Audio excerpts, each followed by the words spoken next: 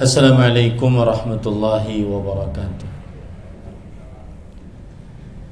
Bismillahirrahmanirrahim. Innal hamdalillah nahmaduhu wa nasta'inuhu wa nastaghfiruh wa na'udzu billahi min shururi anfusina wa sayyiati a'malina. Man yahdihillahu fala mudilla lahu wa man yudlil fala hadiya lahu. Wa ashhadu an la ilaha illallah wahdahu la syarika lah wa ashhadu anna Muhammadan abduhu wa rasuluh. Ya ayyuhalladzina amanu taqullaha haqqa tuqatih wa la tamutunna illa wa antum muslimun. Ya ayyuhan nasu taqu rabbakumul ladzi khalaqakum min nafsin wahidah wa khalaqa minha zawjaha wa batha minhuma رجالا كثيرا ونساء واتقوا الله الذي تساءلون به والأرحام إن الله كان عليكم رقيبا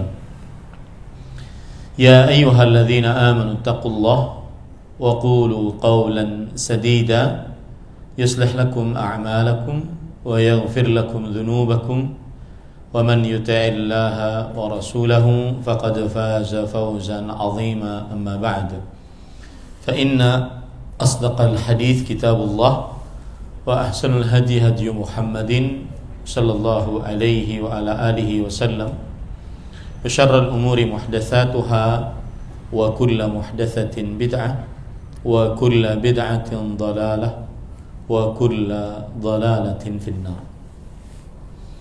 Alhamdulillah, kita bersyukur pada Allah Subhanahu wa taala pada hari ini, hari yang paling mulia di dalam sepekan, hari rayanya kaum muslimin setiap pekannya, hari Jumat 10 Jumadil Dzulqa'dah 1443 Hijriah. Kita dimudahkan oleh Allah Subhanahu wa taala untuk duduk bersama mengkaji ayat-ayat suci Al-Quran dan hadis-hadis Rasul sallallahu alaihi wa ala alihi wasallam. Salawat dan salam semoga selalu Allah berikan kepada Nabi kita Muhammad sallallahu alaihi wa ala alihi wasallam, pada keluarga beliau, para sahabat, serta orang-orang yang mengikuti beliau sampai hari kiamat kelak. Dengan nama-nama Allah yang husna dan sifat-sifatnya yang ulia, kita berdoa, Allahumma inna nas'aluka ilman nafi'an wa rizqan tayyiban wa amalan mutaqabbala. Allahumma amin. Ahibati fillah, akhawatil muslimah, saudari-saudariku muslimah, hafizakunallah wa afakun. Semoga Allah Subhanahu wa taala selalu memberikan afiat kepada kita dan menjaga kita di dunia dan di akhirat. Pada kesempatan kali ini kita bersama Majelis Ta'lim Kamil memulai pelajaran baru. Karena satu dan lain hal, kajian kita yang berkaitan dengan Umdatul Ahkam dicukupkan, kemudian kita memulai pelajaran baru. Mudah-mudahan pelajaran baru ini kita ikhlas di dalamnya sehingga kita bisa menyelesaikan kitab yang baru ini. Dan kitab yang baru ini adalah berjudul Min Usuli Aqidati Ahli Sunnati wal Jamaah, yang sudah diterjemahkan dalam buku terjemahan yang sudah saya berikan, yaitu prinsip-prinsip Aqidah Ahlu Sunnah wal Jamaah. Dan yang menulis buku ini adalah Fadilatul Syekh Al-Allamah Dr. Saleh bin Fauzan bin Abdullah Al-Fauzan, hafizahullah ta'ala. dan beliau termasuk dari kabilah Dawasir yang ada di Arab Saudi. Dan beliau adalah seorang yang dilahirkan pada tahun 1354 Hijriah. Kita sekarang 1442 Hijriah.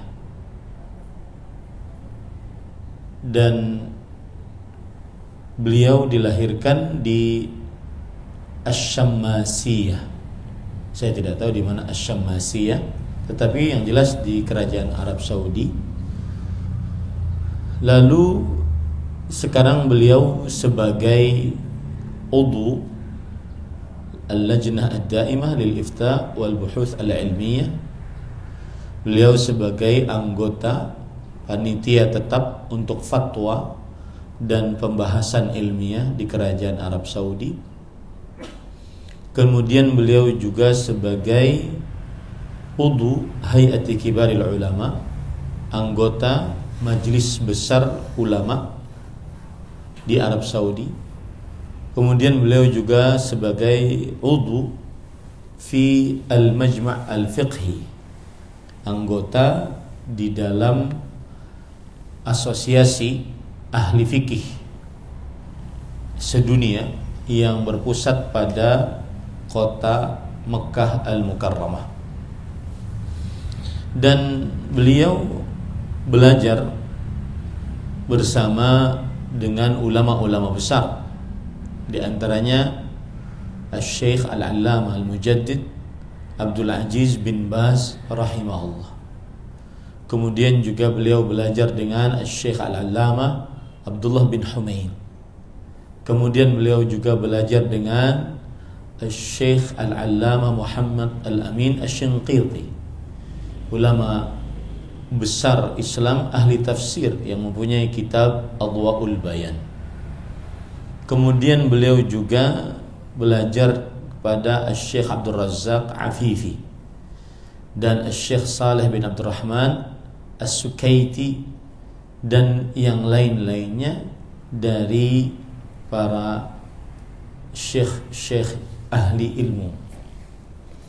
Tidak heran kalau seandainya juga ilmu beliau sangat dalam, karena memang guru beliau adalah guru-guru yang benar-benar mumpuni ilmunya.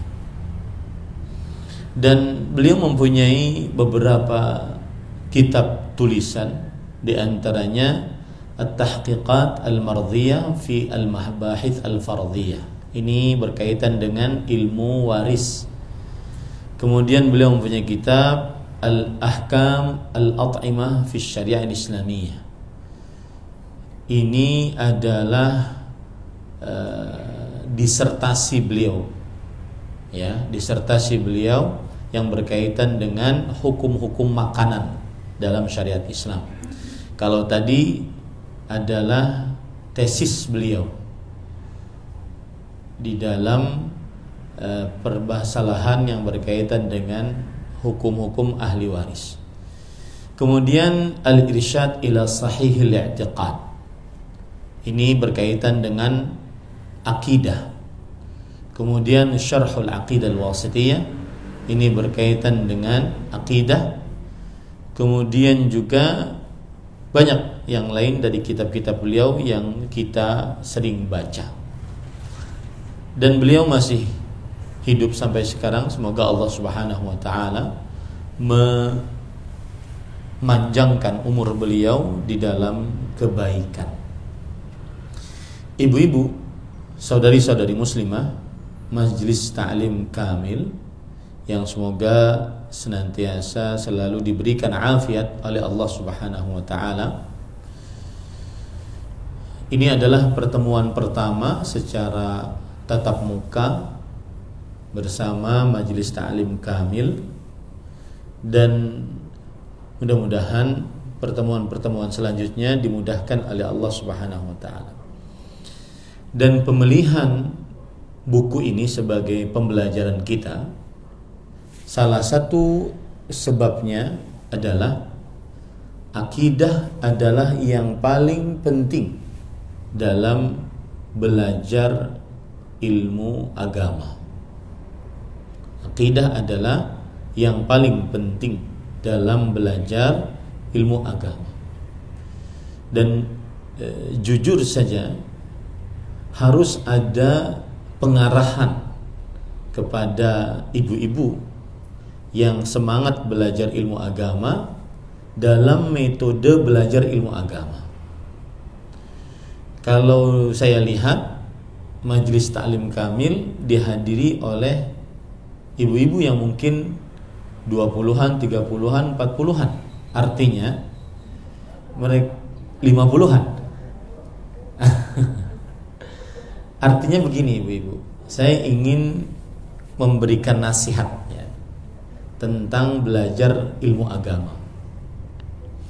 Salah satu yang harus kita perhatikan adalah bagaimana kita menyesuaikan dengan keadaan diri kita saat kita belajar ilmu agama.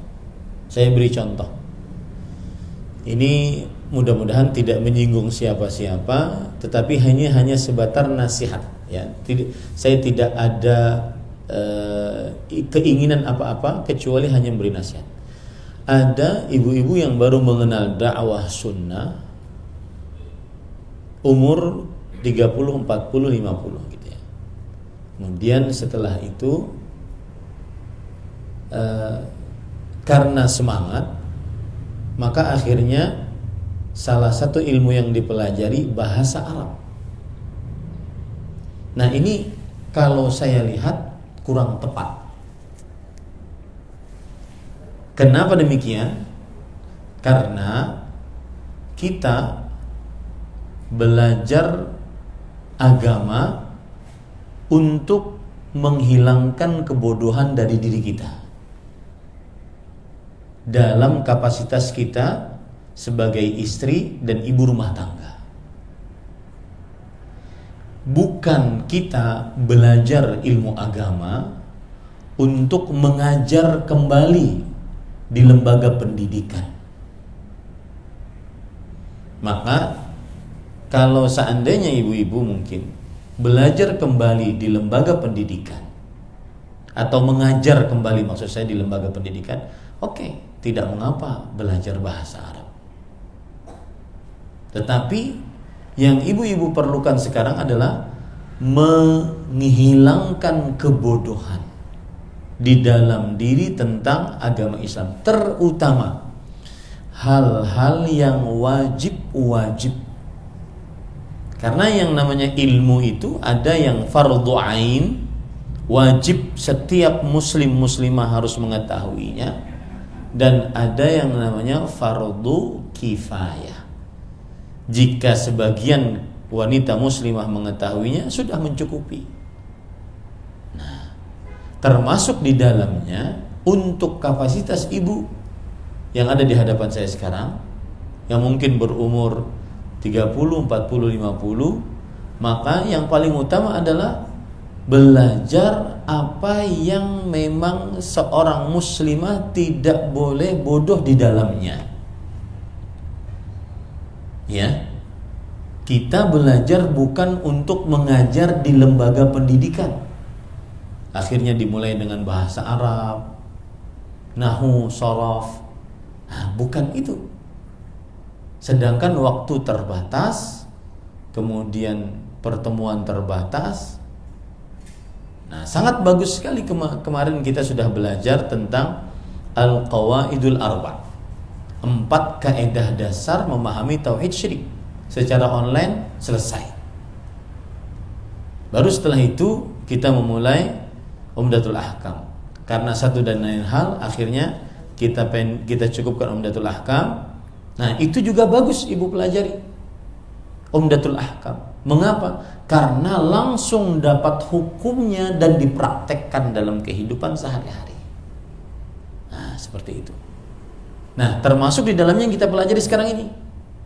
Setelah berdiskusi, ternyata kita pilih ini min usul aqidati ahli sunnati wal jamaah, prinsip akidah ahlu sunnah wal jamaah yang ditulis oleh Fadilatul Syekh Al-Allamah Dr. Saleh Fauzan hafizahullah, ini adalah perkara yang memang wajib bagi ibu-ibu untuk mengetahuinya. Dan saya setuju sekali dijadikan sebagai sebuah kelas.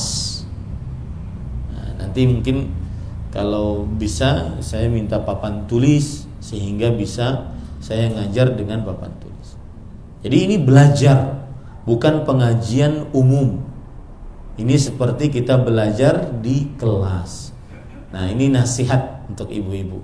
Ini kadang-kadang saya tadi malam ngobrol dengan Al-Ustadz Al-Fadhil Abdul Hakim bin Amir Abdad hafizahullah. Beliau menyampaikan itu.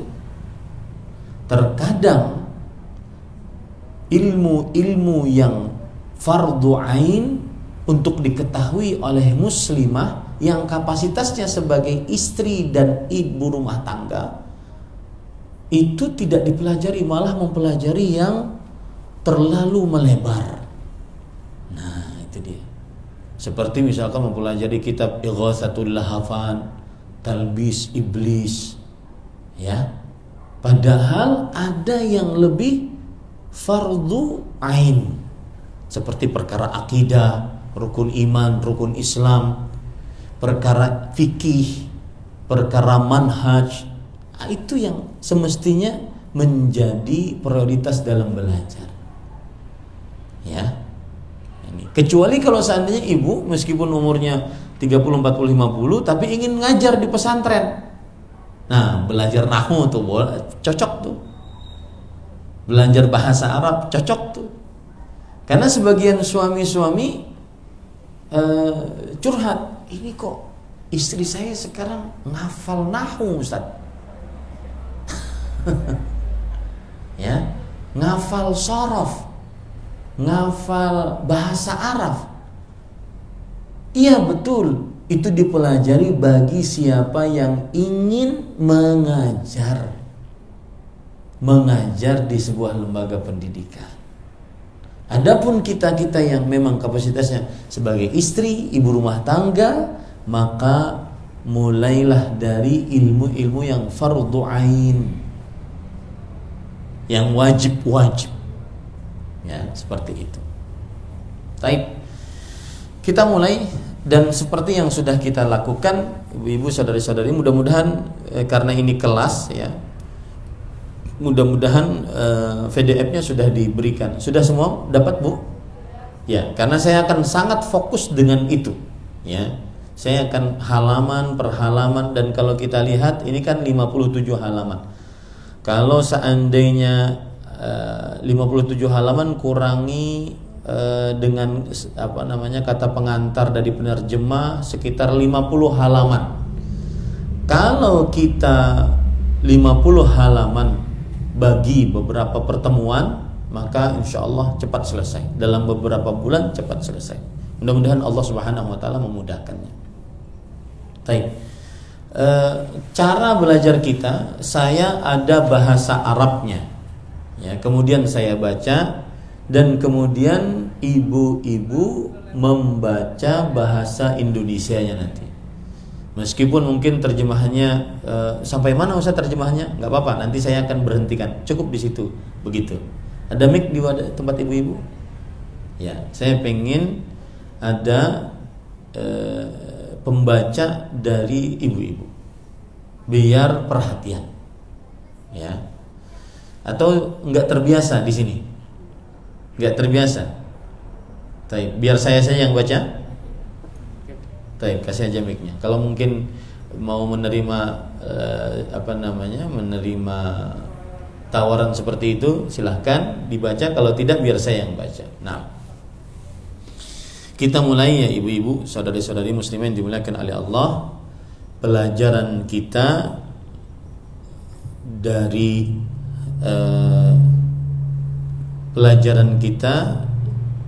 dari kitab Min Usuli Aqidati Ahli Sunnati wal Jamaah, dimulai hari ini, hari yang paling mulia dalam sepekan, hari Jumat,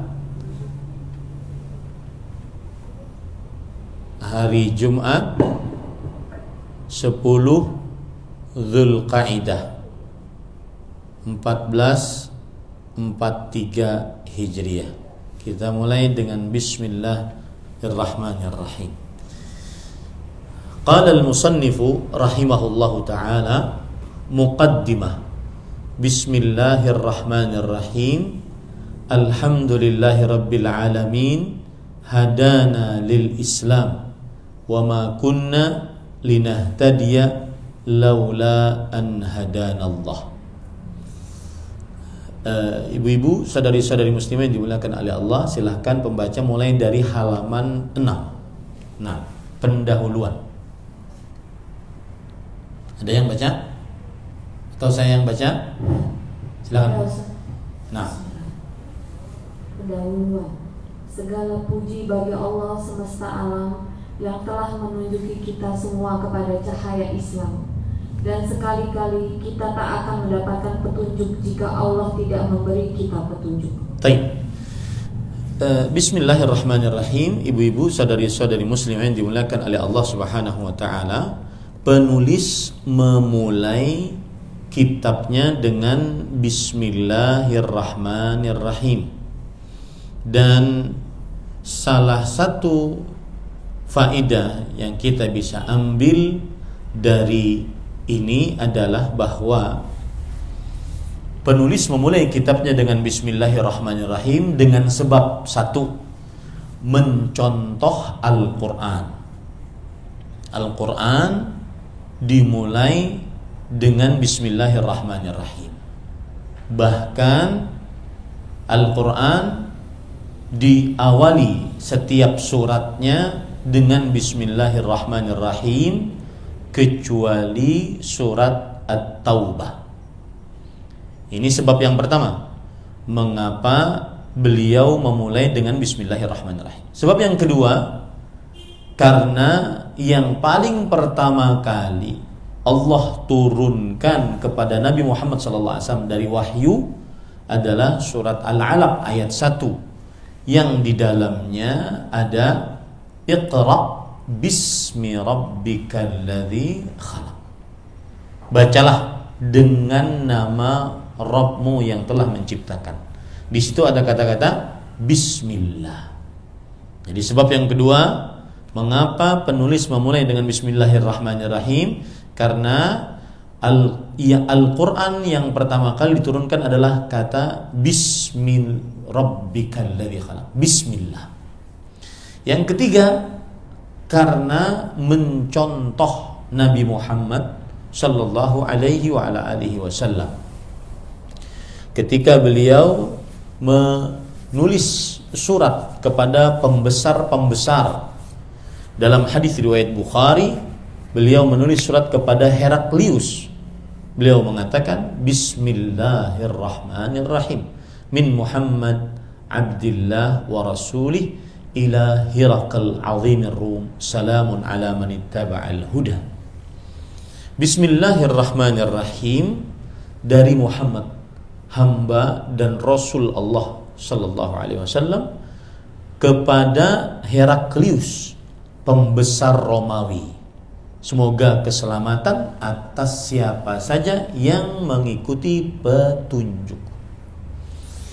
Kemudian yang keempat adalah bertabarruk dengan nama Allah. Ya, mengapa beliau memulai kitabnya dengan Bismillahirrahmanirrahim? Bertabarruk dengan nama Allah Subhanahu wa ta'ala. Jadi kalau seandainya kita memulai segala sesuatu dengan Bismillahirrahmanirrahim, maka itu seakan-akan kita memohon kepada Allah, ya Allah, dengan nama Engkau Allah Ar-Rahman Ar-Rahim, berkahi buku ini. Nah, tadi. Sama ketika kita tadi mulai kajian ini untuk pertama kalinya. Ketika kita mengucapkan Bismillahirrahmanirrahim, maka seakan-akan kita berdoa kepada Allah, ya Allah, dengan nama Engkau Allah Ar-Rahman Ar-Rahim, kami meminta berkah dari majlis ilmu ini. Meminta berkah dari majlis ilmu ini. Nah, kalau ibu-ibu mungkin lihat terjemahannya kok tidak ada Ustaz Bismillahirrahmanirrahim. Nah, itulah bedanya terjemahan dengan buku aslinya. Di buku aslinya ada kata-kata Bismillahirrahmanirrahim. Nah, ini sebab yang keempat. Sebab yang kelima adalah mengikuti para ulama dalam perbuatan-perbuatan mereka saat menulis kitab. Mengikuti para ulama dalam perbuatan-perbuatan mereka saat menulis kitab. Seperti Imam Bukhari rahimahullahu ta'ala di dalam kitab Al-Jami' Al-Musnid As-Sahih atau yang disebut dengan Sahih Bukhari, beliau memulai kitabnya dengan tulisan Bismillahirrahmanirrahim. Nah, ini ibu-ibu, saudari-saudari muslimah yang dimuliakan oleh Allah Subhanahu wa taala. Kemudian di sana ada hadis. Sebab yang keenam, ada hadis riwayat Imam Ibnu Majah dari Abu Hurairah radhiyallahu an yang berbunyi kullu amrin dzi balin la yubda'u fihi bi bismillahirrahmanirrahim fahuwa aqta. Setiap perkara yang penting yang tidak dimulai di dalamnya dengan bismillahirrahmanirrahim, maka ia adalah terputus berkahnya. Ya. Jadi perkara apapun, ibu-ibu, saudari-saudari muslimah yang ingin mengerjakan apapun yang mulia-mulia, maka ucapkanlah Bismillahirrahmanirrahim. Karena kita meminta berkah dari ucapan Bismillahirrahmanirrahim tersebut. Ya. Taib. Dan kalau kita perhatikan, ibu-ibu, saudari-saudari muslimah yang dimuliakan oleh Allah, bahwa disyariatkan dalam agama Islam untuk memulai segala perkara, ucapan, perbuatan dengan Bismillahirrahmanirrahim. Mau berkhutbah, Bismillahirrahmanirrahim. Mau masuk WC, Bismillahirrahmanirrahim. Mau berwudu meskipun di dalam WC, Bismillahirrahmanirrahim. Mau apalagi bergaul, menggauli istri, ingatkan suami saat mau menggauli ibu-ibu, saudari-saudari muslimah, maka ucapkan Bismillahirrahmanirrahim. Mau makan, Bismillahirrahmanirrahim. Ya. Kemudian juga dan yang lain-lainnya dari perkara-perkara yang penting, maka mengucapkan Bismillahirrahmanirrahim disebabkan sebab-sebab yang sudah saya sebutkan tadi. Baik. Tadi penulis mengatakan Alhamdulillahi Rabbil Alamin hadana lil Islam wa ma kunna linahtadiya laula an hadanallah. Yang artinya segala puji bagi Rabb semesta alam. Segala puji bagi Rabb semesta alam yang telah menunjuki kita semua kepada cahaya Islam. Alhamdulillah adalah ucapan untuk bersyukur. Dan bersyukur, kapan seseorang bersyukur? Ketika dapat nikmat dengan mengucapkan alhamdulillah. Kapan seseorang bisa bersyukur? Ketika dapat nikmat dengan mengucapkan alhamdulillah. Bagaimana seorang bisa bersyukur? Dengan mengucapkan alhamdulillah. Apa beda syukur dengan pujian? Apa beda bersyukur dengan pujian? Ya. Asyukru dengan as-sana. Asyukru dengan as-sana. Bedanya syukur dengan pujian. Kalau syukur, kita bersyukur saat dapat nikmat. Sedangkan kalau memuji, kita memuji Allah saat dapat nikmat dan saat melihat ciptaan Allah yang agung. Nah, itu bedanya asyukru dengan as-sana atau alhamdu. As-sana. Asyukru dengan as-sana. Syukur, as-sana, pujian, sanjungan. Kapan kita bersyukur? Saat dapat nikmat. Kapan kita menyanjung, memuji Allah? Saat dapat nikmat dan saat melihat keagungan ciptaan Allah. Saat melihat keagungan ciptaan. Misalkan melihat gunung yang besar, kita memuji Allah. Melihat makanan yang banyak, kita memuji Allah, menyanjung Allah. Ya. Saat melihat sesuatu yang sempurna, kita menyanjung Allah. Jadi itu bedanya antara syukur dengan pujian. Asyukru dengan as-sana'u. As-sana'u, makanya kalau ada papan tulis bagus ya. Asyukru dengan as-sana. Sana itu sin, nun, alif, hamzah. Sa, bukan sin. Sa, nun, alif, hamzah. Sa, nun, alif, hamzah. As-sana. Ya. Taib. Apa bedanya lagi syukur dengan as-sana? Kalau bersyukur dengan mengucap alhamdulillah. Kalau bersyukur dengan mengucap alhamdulillah. Kalau bersyukur dengan bersyukur di dalam hati, puas atas pemberian Allah. Kalau bersyukur dengan meletakkan nikmat-nikmat yang Allah berikan kepada ketaatan. Kita diberi mata, melihat dengan mata tersebut yang diridhoi oleh Allah. Itu bersyukur. Kita diberi mulut mengucapkan hal yang baik-baik yang diridhoi oleh Allah. Itu bersyukur. Kita diberi kaki berjalan ke tempat yang baik-baik yang diridhoi oleh Allah. Itu bersyukur. Bersyukur bukan hanya dengan lisan, dengan hati dan dengan anggota tubuh.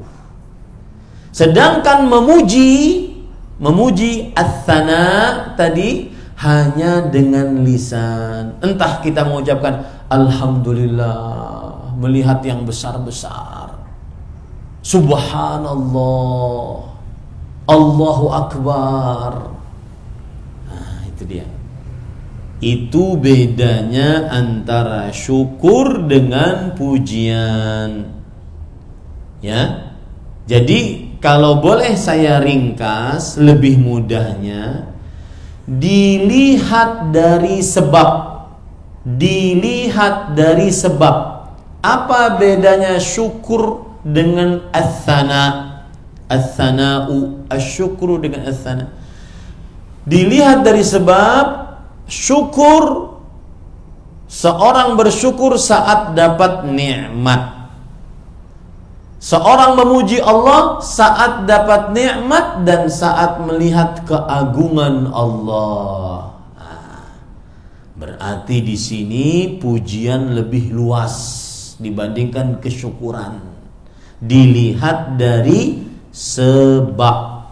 Sebab bersyukur kenapa? Karena dapat nikmat, alhamdulillah. Ada mata, alhamdulillah. Ada mulut, alhamdulillah. Ada tangan, kaki, kemaluan, alhamdulillah. Bersyukur saat dapat nikmat. Sebab bersyukur ketika dapat nikmat. Sebab memuji ada dua. Apa tadi, Bu?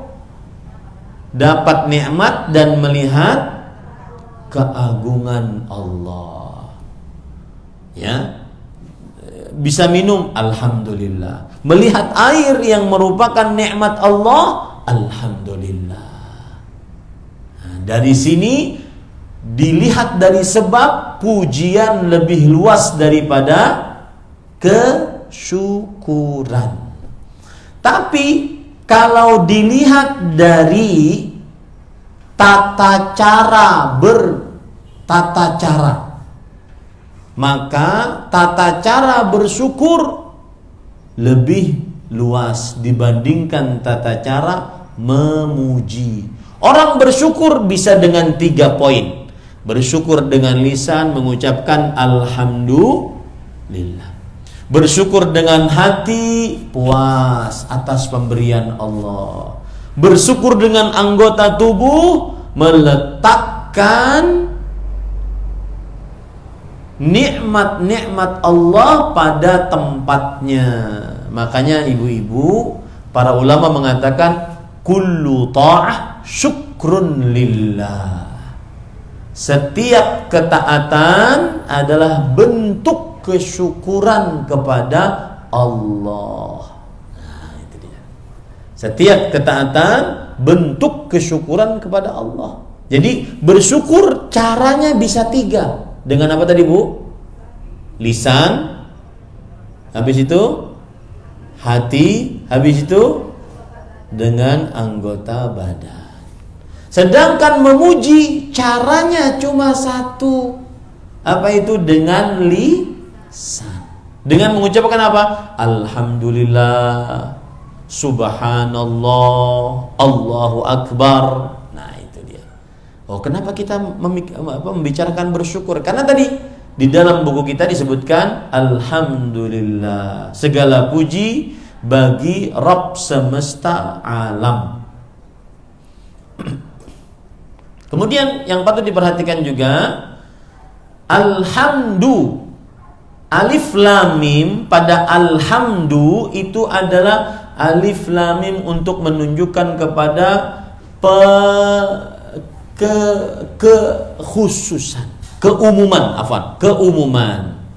Segala puji, makanya segala pujian hanya untuk Allah. Ya. Rabb semesta alam yang telah menunjuki kita semua kepada cahaya Islam. Islam itu adalah cahaya.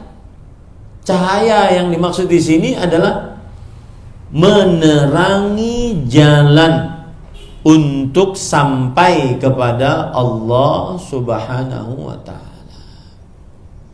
Menerangi jalan untuk sampai kepada Allah Subhanahu wa ta'ala.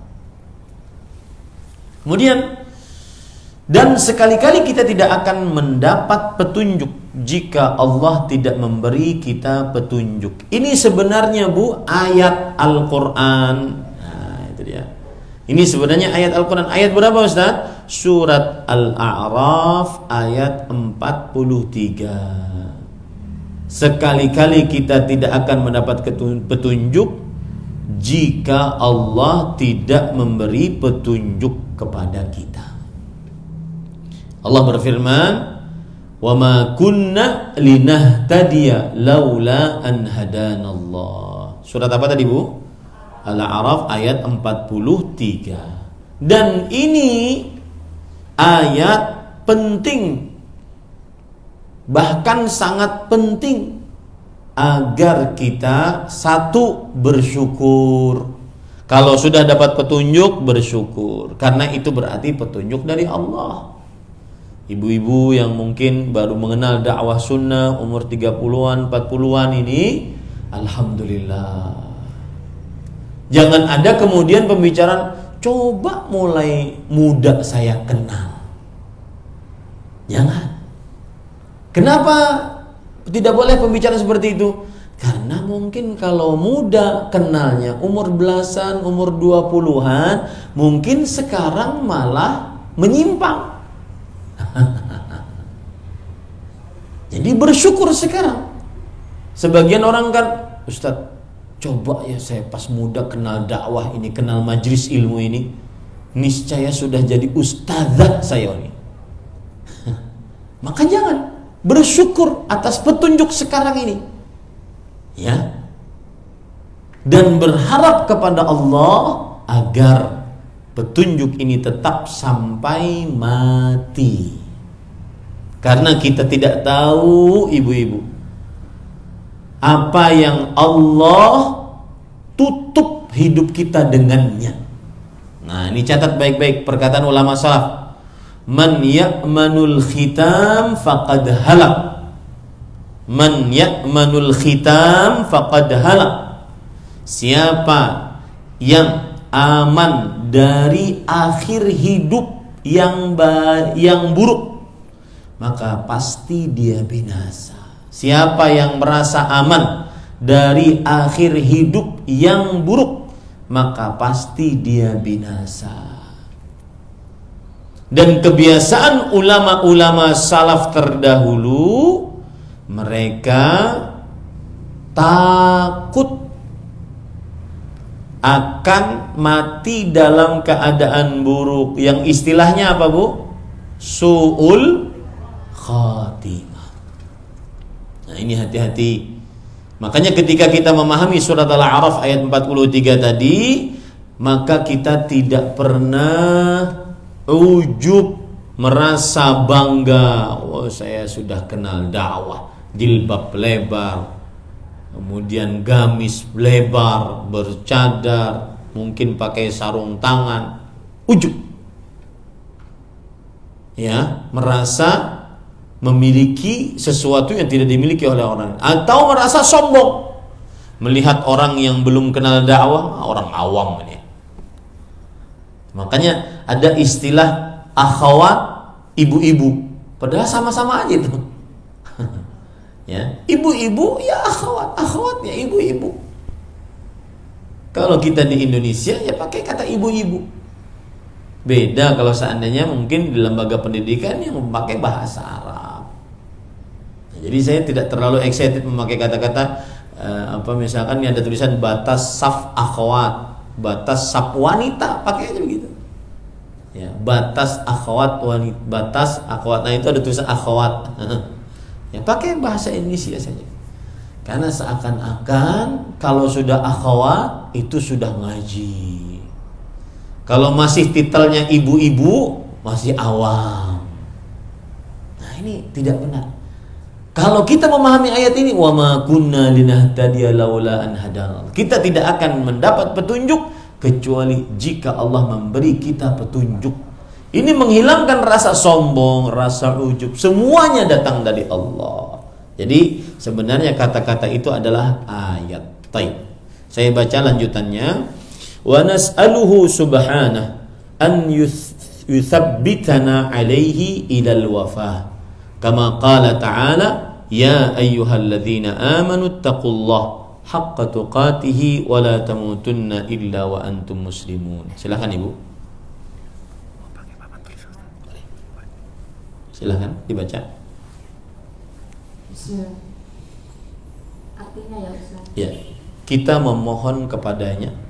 Kita memohon kepadanya agar kita senantiasa ditetapkan di atas hidayahnya sampai akhir hayat, sebagaimana difirmankan Allah Subhanahu wa Ta'ala dalam surat Ali Imran. Hai orang-orang beriman, bertakwalah kepada Allah dengan sebenar-benarnya takwa kepadanya, dan janganlah sekali-kali kamu mati kecuali dalam keadaan Islam. Baik. Ini paragraf kita akan bahas. Di sini disebutkan, penulis mengatakan kita memohon kepadanya agar kita senantiasa ditetapkan di atas hidayahnya. Ibu-ibu jangan pernah remehkan doa, terutama minta ketetapan hati. Mungkin doa yang sudah kita hafal sama-sama apa Bu? Ya muqallibal qulub tsabbit qalbi ala dini. Ya musarrifal qulub sarrif qulubana ila ta'atik. Yang artinya, wahai yang membolak-balikkan hati, balikkan hati kami kepada agamamu. Wahai yang memaling-malingkan hati, palingkan hati kami kepada ketaatan kepadamu. Terus minta itu. Jangan pernah bosan. Karena Ibu, di sana ada isyarat dari Rasulullah. Ada pergantian petunjuk jika kita lengah berdoa.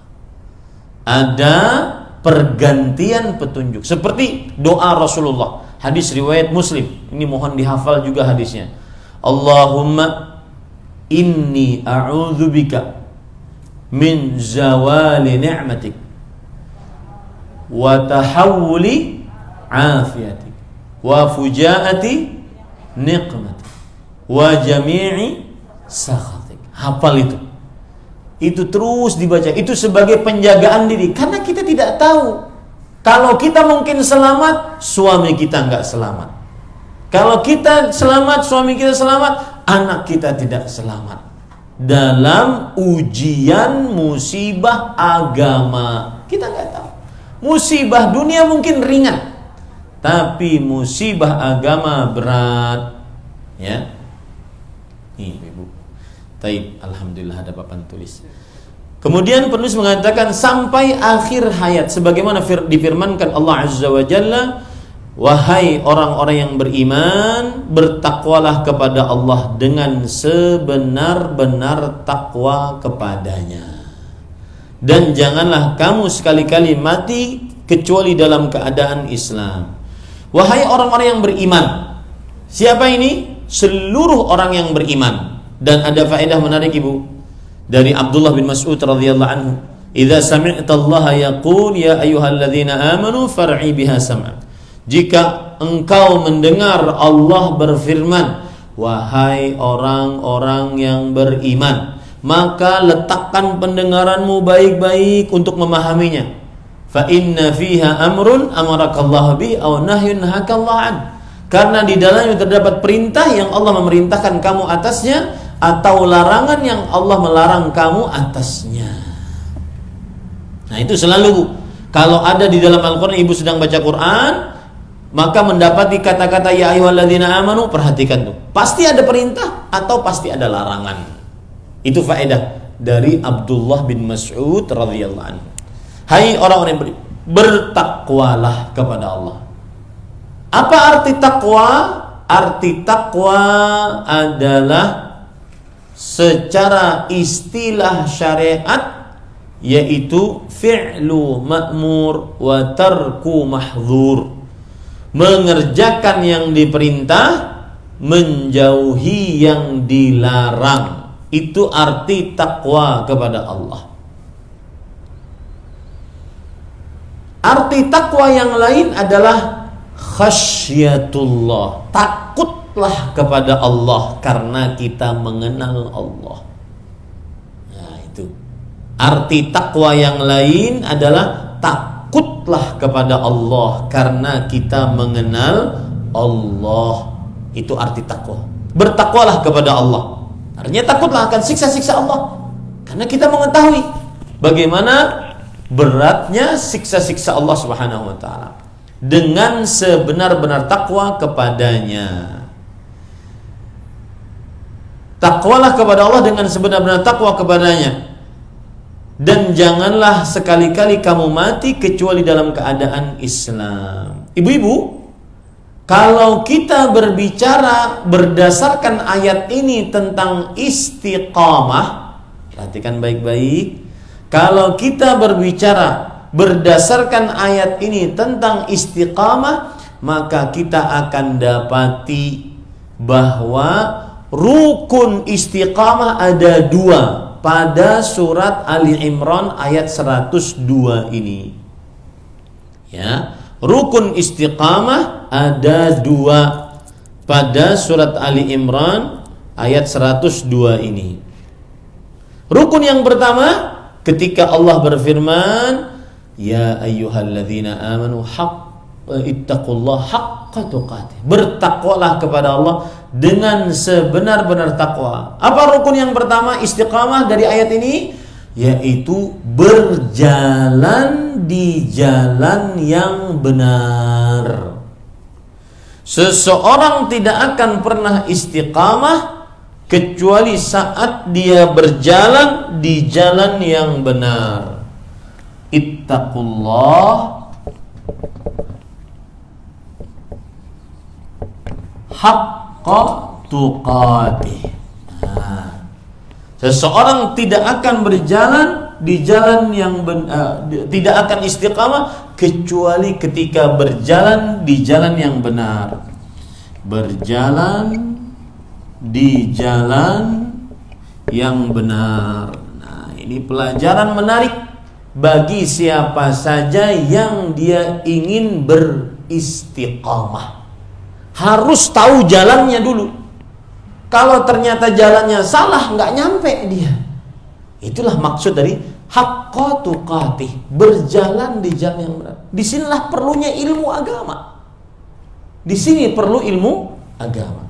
Kemudian yang terakhir, yang kedua, wala tamutunna illa wa antum muslimun. Wala tamutunna illa wa antum muslimun.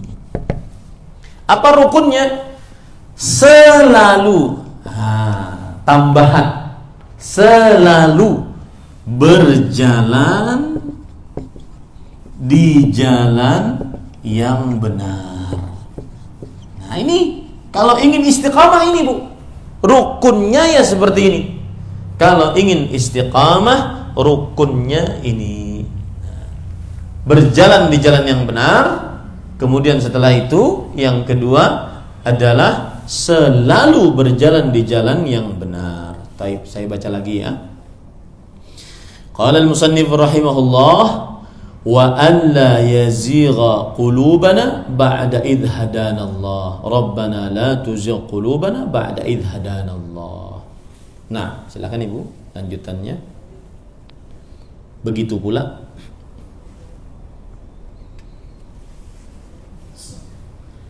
pula kita memohon agar hati kita tidak dicondongkan kepada kesesatan setelah kita mendapatkan petunjuk. Allah berfirman. Langsung artinya saja. Ya Allah, janganlah Engkau palingkan hati kami setelah Engkau memberi kami hidayah, dan berilah kepada kami dari sisi-Mu kerahmatan, sesungguhnya Engkau Maha Pemberi. Baik. Ini adalah peringatan dari penulis Syekh Shalih Fauzan hafizahullah, bahwa kita memohon kepada Allah setelah Allah memberi petunjuk, maka kita mohon jangan petunjuk itu dicabut dari kita. Dan ini yang mahal Bu, mahal ini harganya. Karena mendapat petunjuk mahal, lebih mahal lagi mempertahankan petunjuk tersebut. Maka ini salah satu doa yang patut dibaca. Rabbana la tuzigh qulubana ba'da idh hadaitana wa hab lana min ladunka rahmah innaka antal wahhab. Dan satu poin penting, kita ini pasti ada ujiannya. Allah tidak membiarkan kita mengucapkan kami beriman kecuali ada ujian. Ya, entah diuji pada diri sendiri dengan penyakit, dengan sifat-sifat macam-macam, atau kita selamat, diuji pada suami kita, atau suami kita selamat, diuji pada anak-anak kita, kerabat-kerabat kita. Maka sangat patut untuk berdoa dengan doa ini. Rabbana la tuzigh qulubana ba'da idh hadaitana wa hab lana min ladunka rahmah innaka antal wahhab. Nah, Kita lanjut. Kemudian qala al-musannif rahimahullah, penulis berkata, wa sallallahu wa sallama ala nabiyyina wa qudwatina wa habibina Muhammadin rasulillahi alladhi ba'athahu rahmatan lil alamin wa radiyallahu an ashabihi al-bararah al-athhar al-muhajirin minhum wal ansar wa man tabi'ahum bi ihsanin ma ta'aqaba al-lailu wan nahar. Silakan Bu. Dan salawat dan semoga salawat serta salam senantiasa Allah limpahkan kepada Nabi kita Sallallahu Alaihi Wasallam, suri tauladan dan kekasih kita Rasulullah Sallallahu Alaihi Wasallam, yang telah diutus sebagai rahmat bagi alam semesta, dan semoga ridhonya selalu dilimpahkan kepada para sahabatnya yang soleh dan suci, baik dari kalangan muhajirin maupun ansor, serta kepada para pengikutnya yang setia selama waktu malam dan siang silih berganti. Baik. Dan semoga sholawat. Apa arti sholawat? Sholat artinya secara bahasa adalah doa. Sholawat dari Allah artinya adalah sana'uhu fil mala'il a'la. Perhatikan baik-baik itu. Catat. Sholawat dari Allah artinya adalah pujian Allah terhadap Nabi Muhammad SAW di hadapan para malaikatnya. Sholawat dari para malaikat apa? Yaitu para malaikat mendoakan keberkahan untuk Nabi Muhammad SAW. Karena kan ayatnya berbunyi begitu di dalam surat Al-Ahzab, innallaha wa malaikatahu yusholluna 'alan nabi. Sesungguhnya Allah dan para malaikatnya bersolawat atas Nabi. Nah, apa maksud solawat Allah? Sudah saya jelaskan tadi. Apa Bu maksudnya? Pujian Allah di hadapan para malaikat terhadap Nabi Muhammad SAW. Sesungguhnya Allah dan para malaikatnya bersalawat atas Nabi. Apa maksud para malaikat bersalawat atas Nabi? Malaikat mendoakan keberkahan atas Nabi Muhammad sallallahu alaihi wasallam. Ya ayyuhalladzina amanu sallu alaihi wasallimu taslima. Wahai orang beriman, bersalawatlah atas Nabi Muhammad SAW dan ucapkanlah salam dengan salawat dan salam yang banyak. Surat Al-Ahzab ayat 56. Nah, kemudian ibu-ibu saudari-saudari muslimah, berkaitan dengan salawat, bertepatan dengan hari ini, hari Jumat adalah hari yang paling utama untuk membaca salawat. Ya, banyak-banyak baca Bu, habis kajian ini. Kemudian nanti ketika kita pun di majelis ilmu ini saat disebutkan nama Nabi Muhammad sallallahu alaihi wasallam, kita bersolawat dan seterusnya. Baik. Dan semoga salawat serta salam senantiasa Allah limpahkan kepada Nabi kita Muhammad sallallahu alaihi wasallam, suri tauladan dan kekasih kita. Rasulullah sallallahu alaihi wasallam adalah suri tauladan dalam seluruh aspek kehidupan kita. Dalam akidah, ibadah, muamalah, hubungan sesama manusia atau sesama makhluk, ataupun adab dan akhlak, yang menjadi qudwah kita adalah Rasulullah SAW. Dan kekasih kita, ini maksudnya seperti perkataan para sahabat, seperti misalkan perkataan Abu Hurairah, Ausani Khalili, kekasihku mewasiatkan kepadaku. Kekasihku yang di sini maksudnya adalah Rasulullah SAW. Rasulullah SAW yang telah diutus sebagai rahmat bagi alam semesta, dan semoga ridhonya selalu dilimpahkan kepada para sahabatnya yang saleh dan suci. Apa pengertian sahabat Rasulullah? Catat baik-baik. Pengertian sahabat Rasulullah adalah orang yang bertemu dengan Rasulullah walau sekejap dan beriman dan mati dalam keimanan. Orang yang bertemu dengan Rasulullah sallallahu alaihi wasallam, beriman dan mati dalam keimanan. Itu maksudnya para sahabat, ya. Para sahabatnya yang saleh dan suci. Kenapa disebutkan para sahabat ini saleh dan suci? Karena Allah memuji mereka. Di dalam Al-Quran surah At-Taubah ayat 100, was-sabiqunal awwalun minal muhajirin wal ansar walladzina ittaba'uuhum bi ihsanin radhiyallahu anhu. Dan orang-orang dari generasi pertama dari kaum muhajirin dan ansar, Allah ridha terhadap mereka dan mereka ridha terhadap Allah. Makanya mereka orang-orang saleh. Makhluk, catat baik-baik ini Bu, ini akidah seorang muslim. Makhluk yang paling mulia setelah para rasul, para nabi adalah para sahabat Nabi Muhammad sallallahu alaihi wasallam. Baik dari kalangan muhajirin. Siapa itu muhajirin? Yang berhijrah dari kota Mekah ke kota Madinah. Dan maupun ansar. Siapa itu ansar?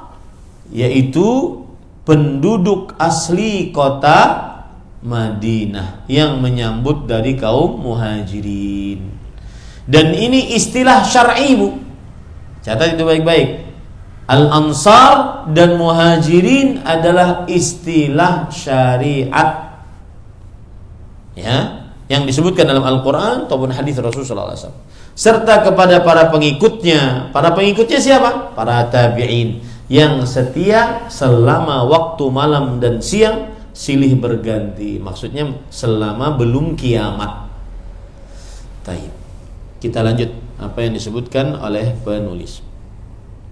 Penulis kemudian berkata, wa ba'du fahadhihi kalimatun mukhtasaratun fi bayani aqidati ahli sunnati wal jamaah da'a ila kitabatiha ma ta'ishuhu al-ummatul islamiyyatu al-yawm min tafarruqin wa ikhtilafin yatamathalani fi kathratil firaqil mu'asirah wal jama'atil mukhtalifah.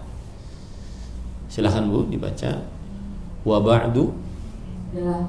Wa ba'du, inilah kalimat ringkas tentang penjelasan akidah Ahlussunnah wal Jamaah yang pada kenyataan hidup masa kini diperselisihkan oleh umat Islam sehingga mereka berpecah belah. Hal itu terbukti dengan tumbuhnya berbagai kelompok dakwah kontemporer dan jamaah-jamaah yang berbeda-beda. Masing-masing cukup. Wa ba'du. Nah itu. Wa ba'du itu sunnah Nabi Bu. Itu disebutkan oleh Rasulullah SAW bisa dengan wa ba'du atau amma ba'du.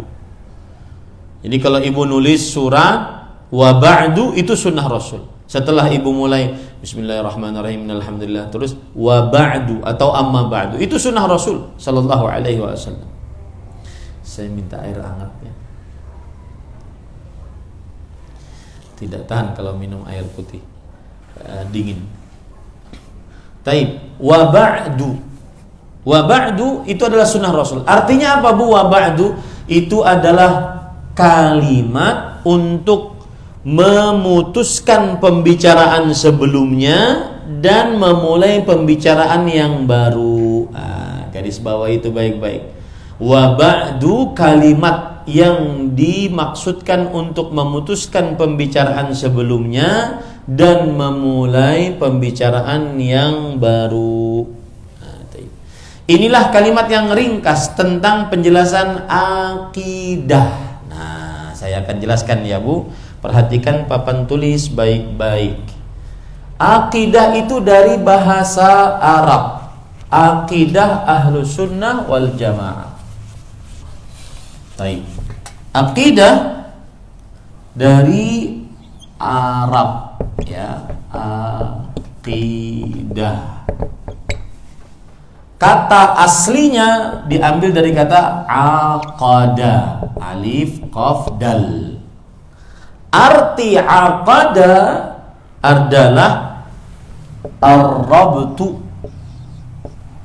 bil ihkam wasyiddah.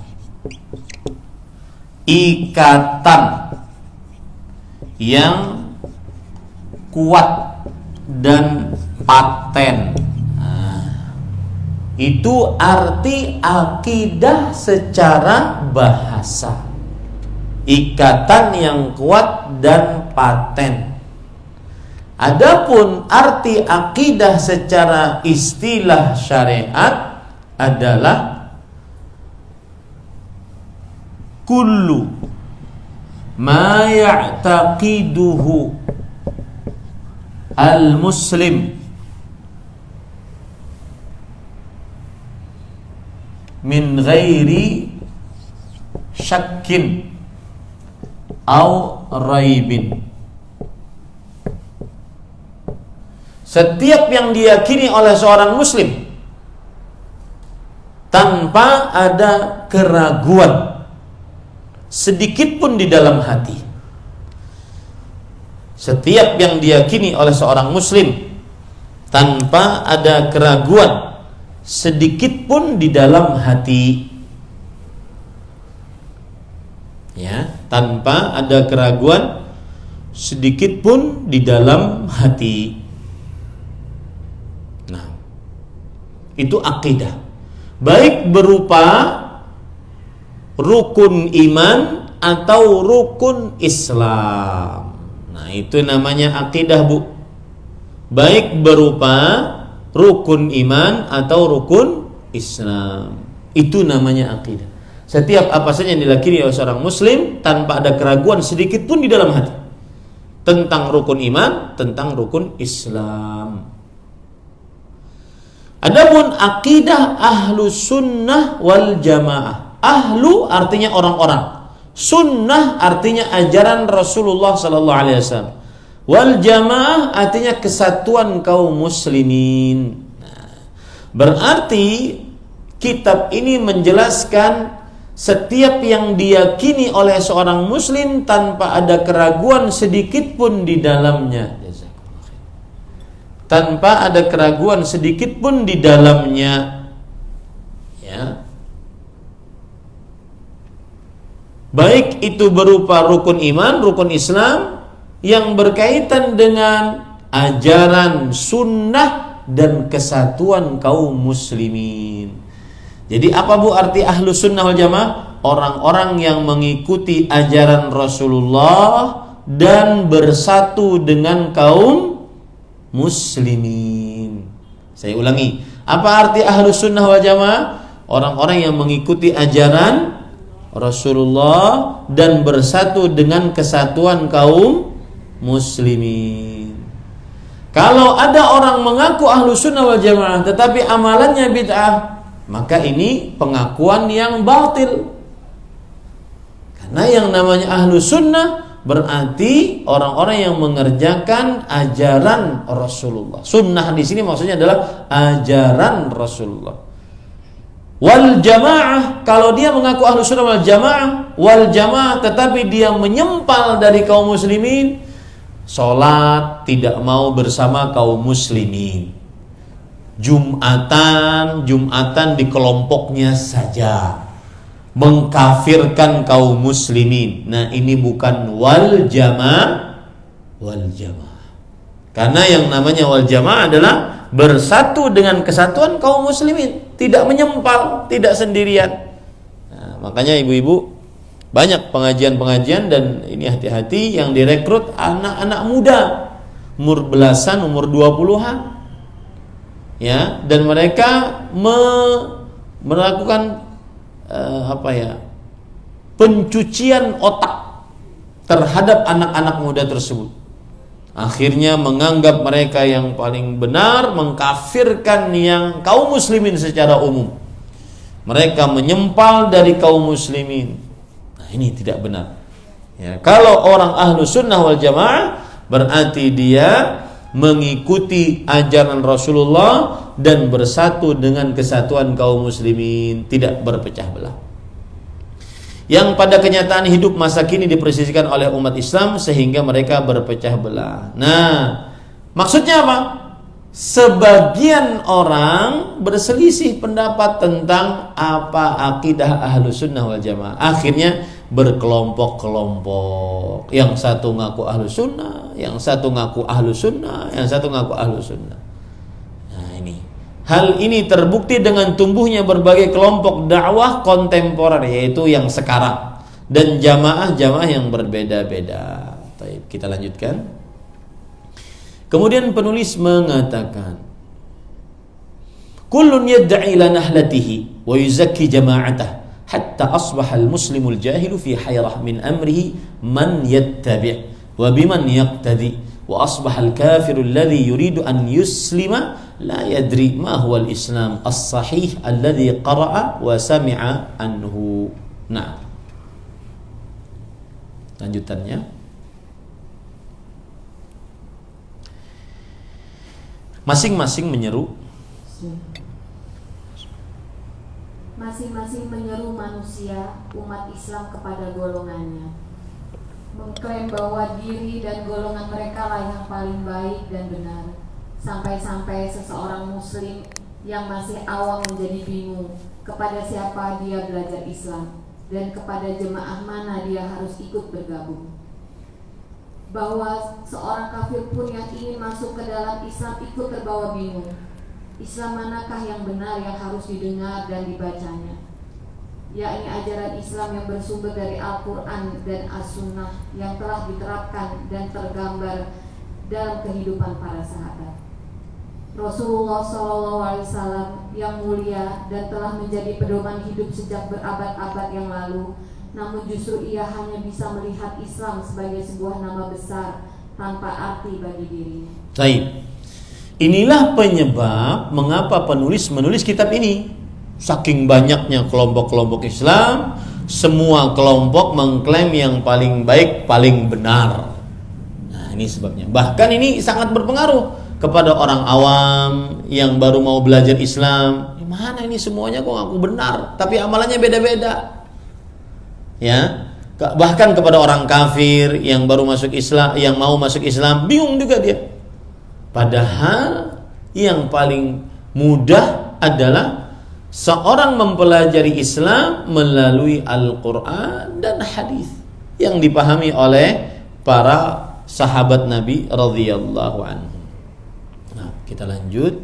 Kemudian penulis mengatakan, Al-Islamu alladhi hada ilaihi al-Quran wa sunnatun Nabi sallallahu alaihi wasallam. Al-Islam alladhi mathalathu hayatus sahabatul kiram wa intahajathu al-qurun al-mufaddalah wa innama yara al-Islam al-ghaliba biduni musamma kama qala ahadul mustashriqin al-Islamu mahjubun yani al-muntasibina ilaihi biduni ittisafi bihaqiqatihi. لا نقول الإسلام بالكلية لأن الله سبحانه ضمن بقاءه ببقاء كتابه كما قال تعالى إن نحن نزلنا الذكر وإنا له لحافظون. Silakan lanjutkan.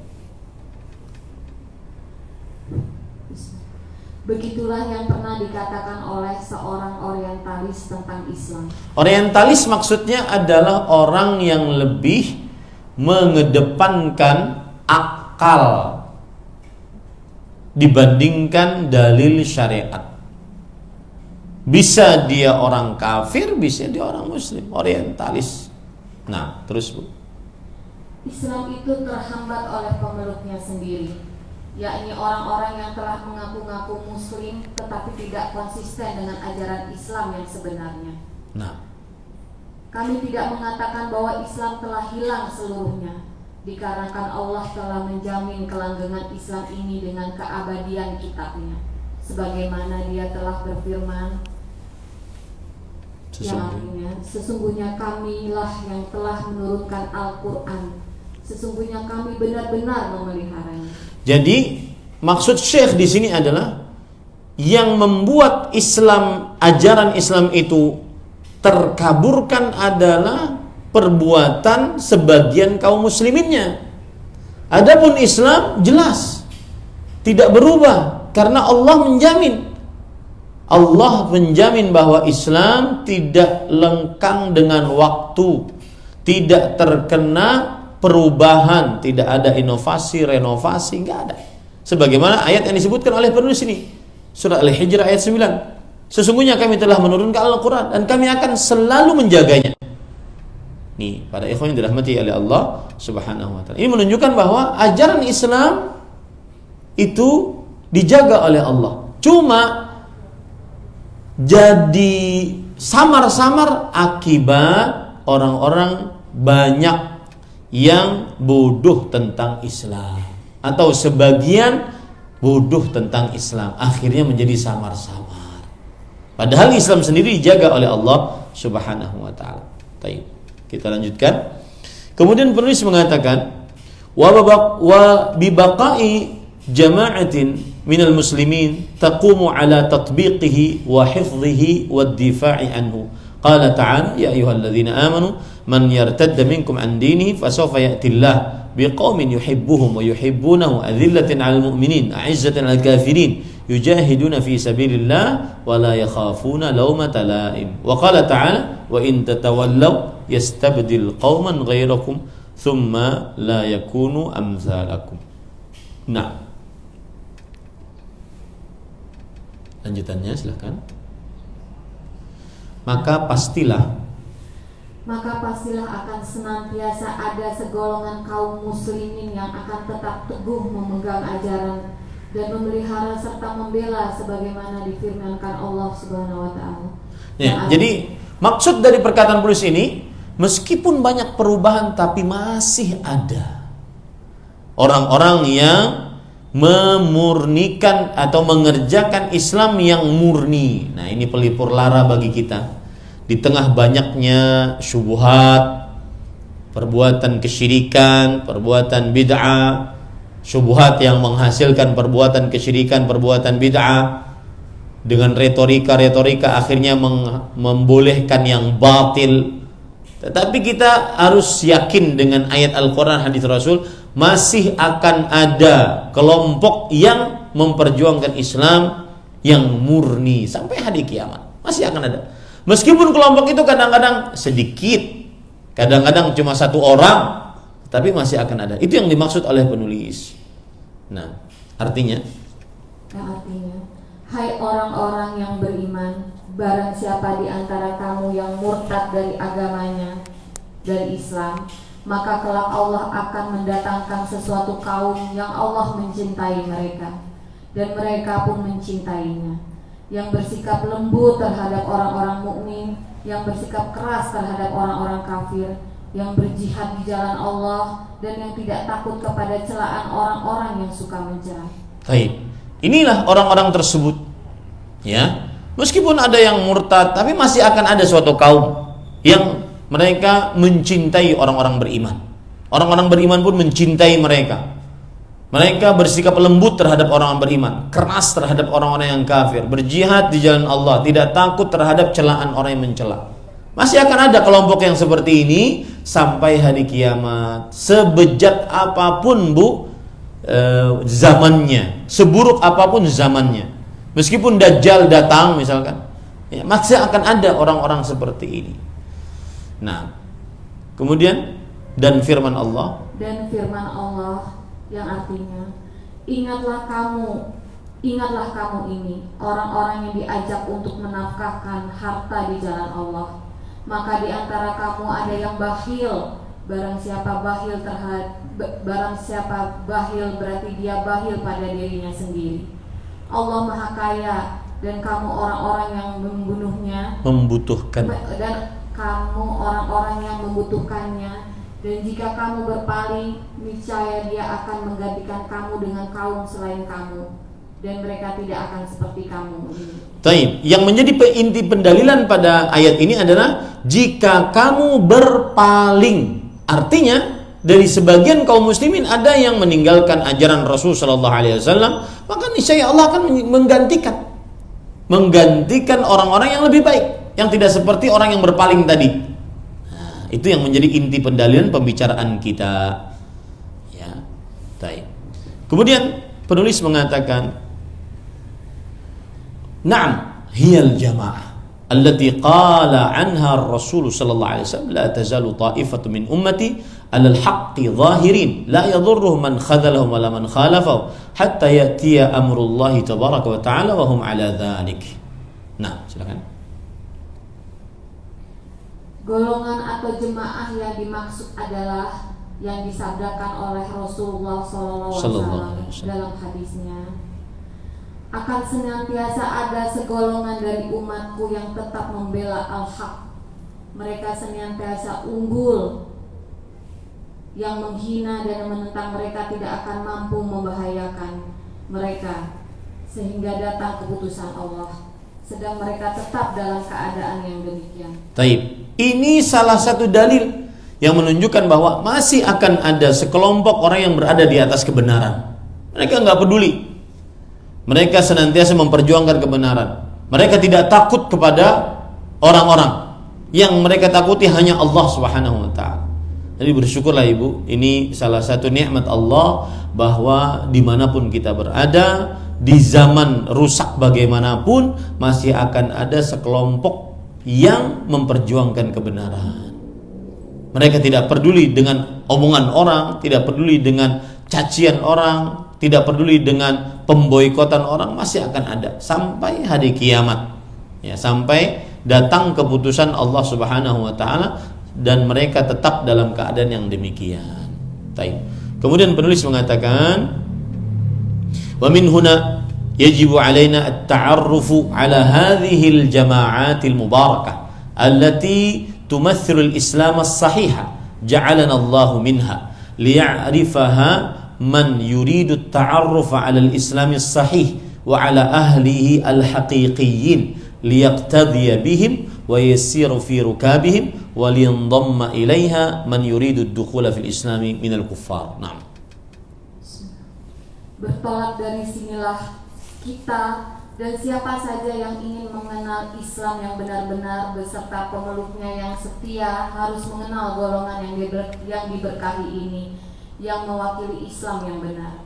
Semoga Allah menjadikan kita termasuk dalam golongan ini agar kita bisa mencontoh mereka, dan agar supaya orang kafir yang ingin masuk Islam itu pun dapat mengetahui untuk kemudian bisa bergabung. Nah, kalau kita perhatikan pendahuluan ini, jadi para ulama mengatakan setiap buku itu Bu ada sebabnya. Jadi saya tidak terlalu excited kalau seandainya ada orang banyak-banyak buku tapi tidak ada sebabnya. Setiap buku ada kisahnya. Mengapa beliau bikin buku ini? Karena ada kisahnya. Kisahnya sekarang banyak kelompok-kelompok, semuanya mengaku Islam, semuanya mengaku Ahlus Sunnah wal Jamaah, kan tetapi pada prakteknya berbeda-beda. Sehingga kaum muslimin yang awam bingung mau ikut mana, mau ikut mana, mau ikut mana. Bahkan yang kafir yang mau masuk Islam pun bingung mau ikut mana, mau ikut mana. Jadi masuk Islam atau enggak? Pas ternyata ketika sudah masuk ke kampung keislaman ternyata mereka berbeda-beda lagi, bingung. Nah, itu sebabnya beliau menulis kitab ini. Pertama, agar sebagai petunjuk bagi kita. Yang kedua, agar sebagai petunjuk bagi kaum muslimin yang awam. Yang ketiga, agar sebagai petunjuk bagi orang-orang kafir yang mau masuk dalam agama Islam. Nah, alhamdulillah pada pertemuan ini kita sudah membaca muqaddimahnya. Nah, saya tidak tahu sampai jam berapa ini, Ibu. Cukup atau pertanyaan? Cukup kemudian pertanyaan atau lanjut? Pertanyaan? Ya, silakan Ibu. Nah, boleh dibacakan Ustaz? Silakan Ibu. Jadi caranya nanti seperti ini ya Bu. Setiap Jumat pekan kedua kita mempelajarinya seperti ini. Ya, tata cara kita belajar seperti ini. Ada yang membaca. Kalau Ibu masih setuju dengan yang membaca dari Ibu, maka itu saya lebih sukai karena biar lebih perhatian. Ya, bukan hanya karena ingin mendengar suaranya tidak, tetapi biar lebih perhatian. Oh, berarti sudah sampai sini. Dan saya sangat berharap buku ini kan buku memang boleh untuk dicetak. Kalau seandainya bisa dicetak lebih baik, sehingga dibagikan kepada anggota-anggota yang masuk kelas ini. Dan juga sebagaimana yang sudah kita pelajari tadi, buku ini bagus untuk orang yang baru belajar Islam. Maka ajak ibu-ibu yang lain. Nih, baru mulai kajiannya, ingin mengetahui keislaman, ini ayo kita belajar sama-sama. Atau yang mu'alaf. Yang mu'alaf mau masuk Islam, boleh nggak masuk sini Ustaz? Boleh, tidak mengapa. Hatta jilbabnya kalau seandainya tidak lebar, tidak hitam, ya, kemudian mereka tidak berjilbab yang maksimal, tidak mengapa. Kita ajarkan, ajak. Karena tidak ada yang ditutup-tutupi dari syariat Islam ini. Dia jelas, dia terang, dia mudah dipahami. Begitu Ibu. Silahkan jika ada pertanyaan. Nah. Bismillah. Barakallahu fikum Ustaz. Apakah sahih bahwa salat sunnah qobliyah zuhur afdol dilakukan 4 rakaat langsung dengan 1 kali salam? Bismillah, walhamdulillah, wassalatu wassalamu ala rasulillah wa ala alihi wa ashabihi wa man walah, amma ba'du. Kalau kita perhatikan hadis Rasul sallallahu alaihi wa ala alihi wasallam, bahwa Nabi kita Muhammad sallallahu alaihi wasallam bersabda, man sabara ala 12 raka'ah fi kulli yaumin wa laylah bunya lahu baitun fil jannah. Barang siapa yang selalu teguh mengerjakan 12 rakaat di setiap malam dan siang, maka dibangunkan untuknya sebuah rumah di surga. 12 rakaat tersebut, 2 rakaat sebelum subuh, 4 rakaat sebelum zuhur, 2 rakaat setelah zuhur, dan 2 rakaat setelah maghrib, 2 rakaat setelah isya. Adapun 4 rakaat sebelum zuhur, maka dikerjakan dengan 2 rakaat salam, 2 rakaat salam. Hal ini berdasarkan hadis Rasul yang berbunyi, Salatul laili wan nahar mathna mathna. Salat pagi, salat malam dan siang dikerjakan 2 rakaat, 2 rakaat. Taib. Sekarang ada hadis riwayat Imam Ibnu Majah dari Abu Ayyub Al-Ansari radhiyallahu anhu. Rasul sallallahu alaihi wasallam bersabda, arba'un qabla adh-dhuhri fi laisa fihinna taslimun tuftahu lahunna abwabus sama. 4 rakaat sebelum zuhur, tidak ada di dalam 4 rakaat 1 salam pun kecuali pada akhirnya. Maka dibukakan untuknya pintu-pintu langit. Dalam riwayat Imam Ibnu Majah, la yafsilu bainahunna bitaslim. 4 rakaat itu tidak dipisah dengan salam. Berarti 4 rakaat sekaligus seperti yang ditanyakan. Wa qala inna abwabas samai tuftahu idza zalatis syams. Sesungguhnya pintu-pintu langit dibuka jika sudah tergelincir matahari, menunjukkan waktu zuhur. Hadis ini hadis yang lemah. Bulat. Ya, hadis lemah. Imam Nawawi berkata, dha'afahu Yahya al-Qattan wa Abu Dawud wal Huffadh wa madaruhu ala Abidah ibni Mut'ib wa huwa dha'ifun bil ittifaq. Hadis ini dilemahkan oleh Yahya al-Qattan, ulama hadis, Imam Abu Dawud dan para ahli penghafal hadis. Dan hadis ini berporos pada seorang rawi yang bernama Abidah bin Mut'ib. Abidah bin Mut'ib, seluruh ulama hadis sepakat dia adalah lemah, sayyi'ul hifz, hafalannya buruk. Itu disebutkan di dalam kitab Khulasatul Ahkam wa Muhimmatus Sunan.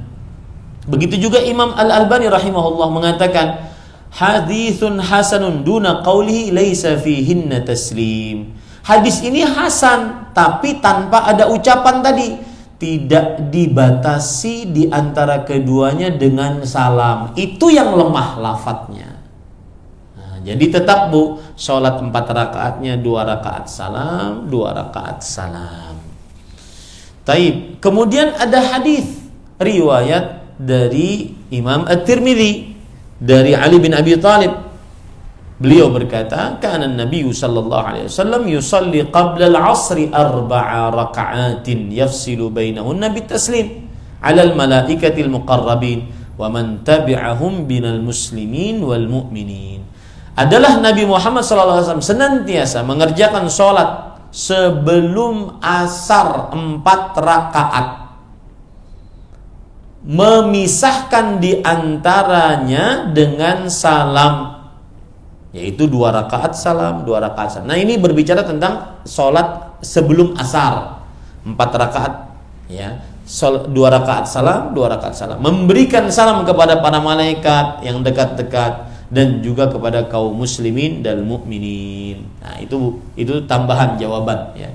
4 rakaat sebelum asar. Jadi hadisnya apa, Bu? Hadisnya lemah. Wallahu a'lam. Nah, silakan.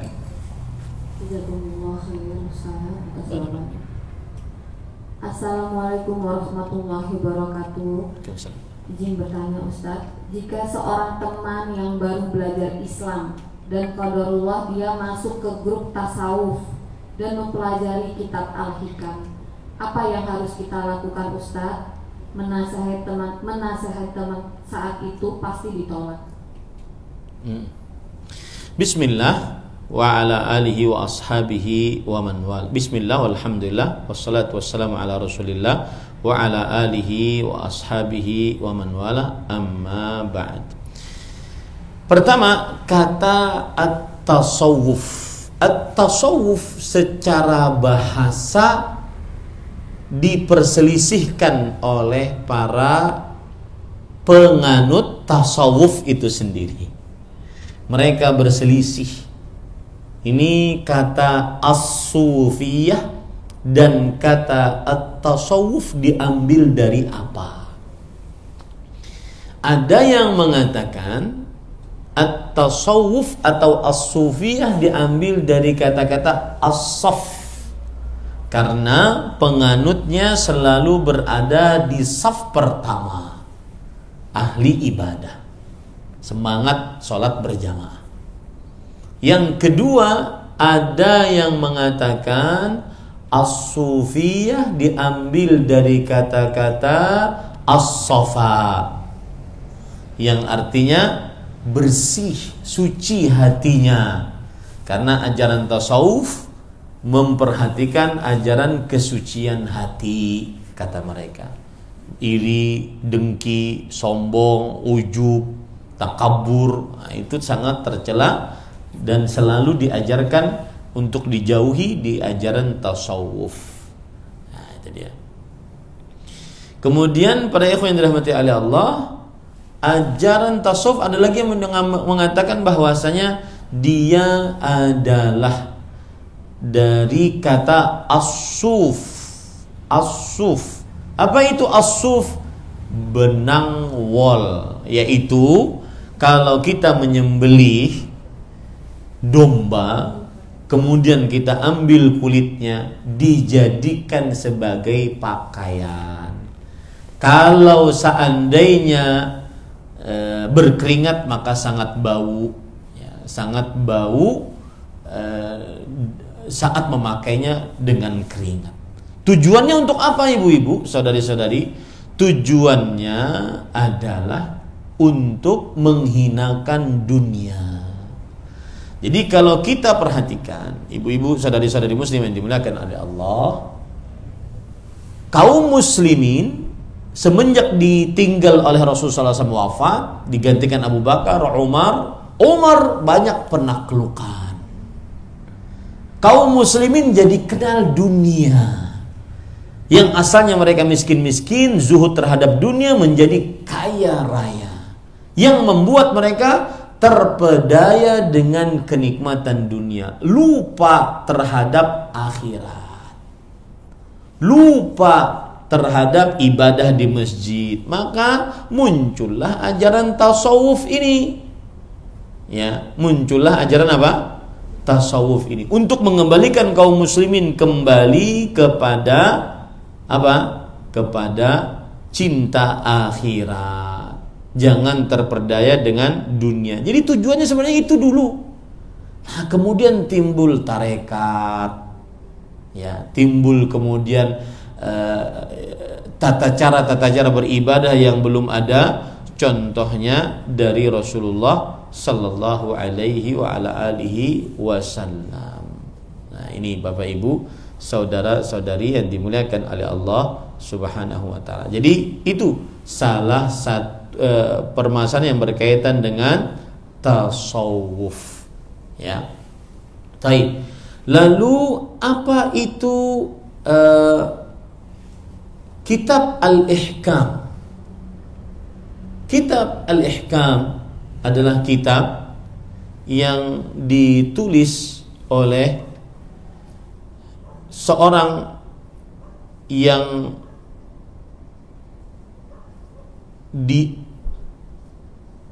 dianggap sebagai ulama besar. Ya, Kitab Al-Ihkam adalah atau Al-Hikam, ya. Al-Hikam atau Al-Ihkam, Bu?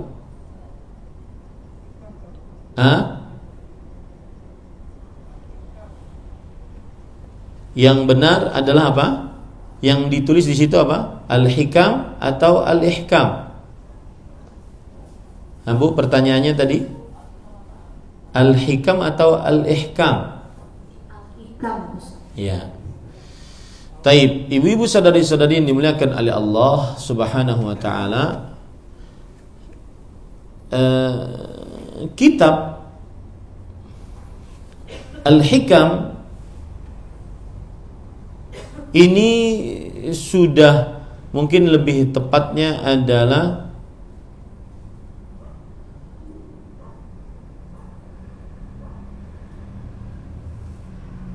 kitab yang ditulis oleh Ibnu Arabi.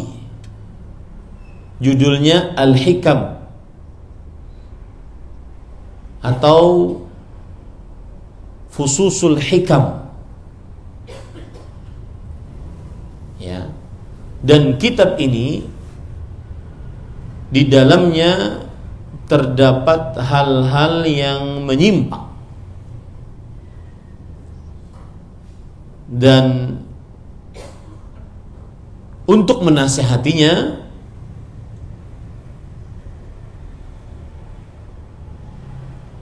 di dalam kitab Fususul Hikam disebutkan anna ubbad al-awthan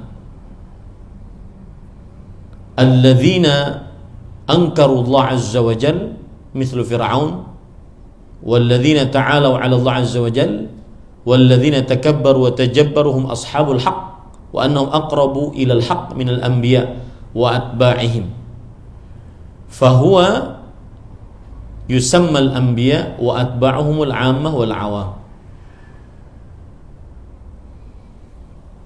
Di dalam kitab Fususul Hikam bahwa penyembah berhala dan orang-orang yang mengingkari Allah Azza wa Jalla seperti Fir'aun dan orang-orang yang menyombongkan diri di atas Allah Subhanahu wa taala, orang-orang yang congkak, maka disebut mereka orang yang benar dan mereka lebih dekat kepada kebenaran dibandingkan para nabi, kata mereka. Ya. Nah, ini para ikhwan yang dirahmati oleh Allah Subhanahu. Jadi di dalamnya terdapat kesyirikan. Di dalamnya terdapat hal-hal yang berkaitan dengan ilhad, ateisme.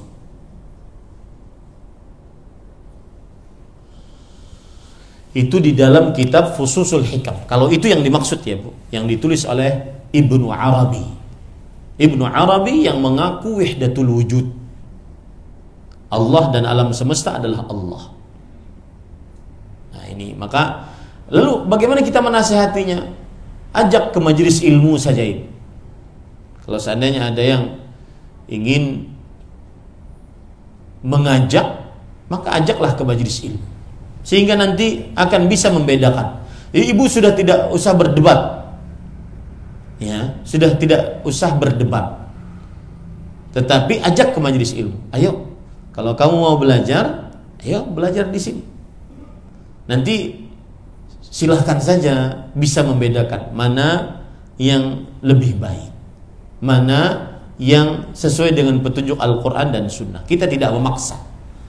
Ajak saja untuk ke majelis-majelis ilmu yang di dalamnya diajari Al-Quran dan hadis yang dipahami oleh para sahabat Nabi radhiyallahu anhu.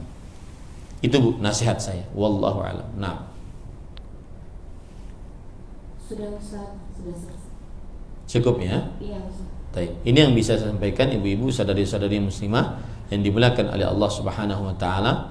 Semoga yang disampaikan bermanfaat, dan ini kita berdoa kepada Allah semoga ini adalah pertemuan pertama perdana yang diberkahi oleh Allah Subhanahu wa taala, sehingga kita ingin benar-benar belajar akidah Ahlus Sunnah wal Jamaah yang benar, sehingga kita bertemu dengan Allah dengan akidah yang benar, dan seluruh amal ibadah kita diterima oleh Allah karena syarat mutlak diterima oleh Allah, akidah kita adalah berakidah Ahlus Sunnah wal Jamaah yang benar. Wallahu alam wa sallallahu nabiyana Muhammad walhamdulillahi rabbil alamin. Wassalamualaikum warahmatullahi wabarakatuh. Jazakumullah khair Ustaz atas